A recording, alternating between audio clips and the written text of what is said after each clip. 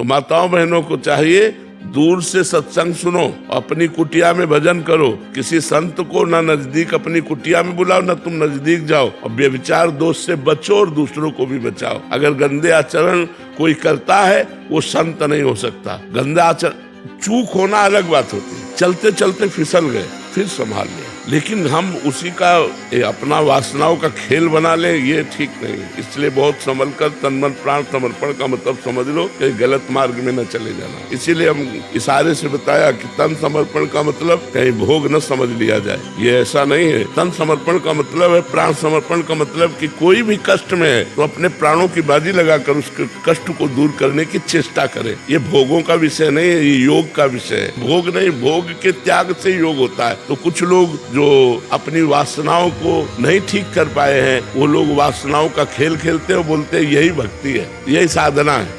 बहुत से लोग होते हैं और उसको गलत ढंग से प्रयोग करते हैं और कहते हैं यही है, यही इसी से चला जाता है। तब तो गृहस्थी में सब सिद्ध हो जाने चाहिए। अगर केवल भोग ही साधना है तो गृहस्थी तो भोग भोगते सब सिद्ध है, फिर मतलब साधना का मतलब क्या रहा। तो ये बहुत सोच समझ करके, तो इसलिए साधु मार्ग, सतमार्ग, संत मार्ग बहुत सुलझा हुआ कोई संत होता है, नहीं तो बहुत गड़बड़। कलयुग का कुछ प्रभाव ऐसा आ गया है कि पिता के द्वारा ही अपने बच्चों का शोषण होने लगा। युग धर्म का प्रभाव देखो, नहीं माता पिता से ज्यादा सुरक्षित बच्चे कहाँ रह सकते हैं। अभी ज्यादा नहीं है, ये यदा कदा, लेकिन जब भयंकर कलयुग आएगा तो ज्यादा हो जाएगा, फिर यदा कदा नहीं रहे। लिखा है, पहले से लिखा है, कलिकाल विहाल के मनुजा, नहीं मानत को अनुजा तनुजा। अनुजा माने बहन, तनुजा माने बेटी। बहन बेटी का भेद नहीं रह जाएगा, पशुता। ऐसा समय आएगा। देखो एक एक गाड़ी आम,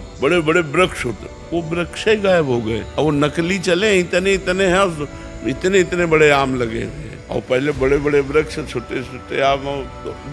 युग धर्म का प्रभाव देखो बढ़ता चला गया। हमने गंगा जी का भरपेट जल पी करके गुजारा किया है। यमुना जी का जल जब वृंदावन आए थे तो कमंडल से भरकर पीते थे। अब आज आप आचमन करने में सकुचाओगे। युग धर्म का प्रभाव देखो, हमारी पवित्र नदियां जिनका जल पी करके हम गुजारा करते थे, आज हम आचमन नहीं कर सकते। अब आज आप वृंदावन में परिक्रमा